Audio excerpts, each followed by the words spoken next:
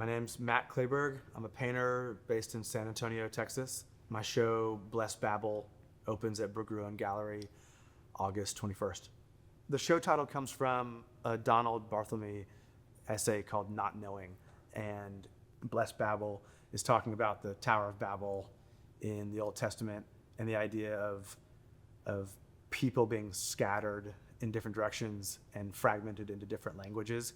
I think Barthelme is making the point that you're coming at something with a style, with a point of view, and that actually like that sense of infinite possibilities being critical to the creative act. The show is in some way about this kind of openness and the idea that even in the iteration of similar forms and shapes, you can find any number of ways of approaching it. There's not this exact singular point of rightness.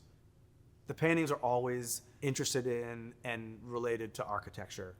I wanted the paintings to feel like they were objects and spaces that had been constructed and things that once installed would have a back and forth conversation with the architectural environment that they're situated in. Different architectural forms show up in the work. I'm thinking a lot about stages and altars and altarpieces that basically function as frames. The shapes in the paintings mostly came about from these tramp art objects, ornately carved, usually turn of the century objects that were used for picture frames or mirrors.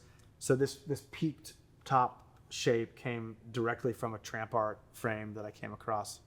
And these other like extruded corner shapes show up a lot in 13th, 14th, 15th century Italian sacred objects.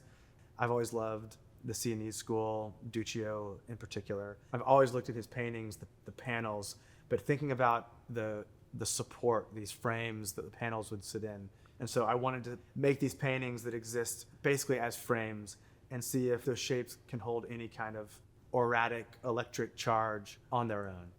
Typically what happens is some kind of form or compositional motif comes to mind, and I'll make 10, 20, 30 little drawings that relate to it. And it may be that one or two or three of those will ever kind of show up in a painting. When something kind of jumps out at me in a drawing or feels resonant or compelling or intriguing or even annoying, then that feels like a good time to jump over to a canvas. And so ultimately, I don't know where a painting is headed. I'm overpainting stuff. I'm reworking and revising things constantly. Seeing earlier decisions showing through the layers, seeing flecks of colors that didn't work for one reason or another suggests a sense of time that it has a kind of accretion. It's a felt surface, but not a gestural surface. I think that they need some sort of tension. Spatially, I like for there to be a kind of push and pull where things are a suggested illusionistic space that is either receding or projecting. These aren't trompe-l'oeil. They're paintings with kind of spatial and pictorial shorthand, like the little cubes that you would sketch on the side of your high school notes. And then color is a way to add another layer to that spatial push and pull. The works in the show all have a single central niche. These paintings have just become more interior, more introspective. Living in a moment of crazy and concerning headlines have thrown me and a lot of people into especially introspective kinds of modes. And I think these paintings have something to do with that kind of internal reflection.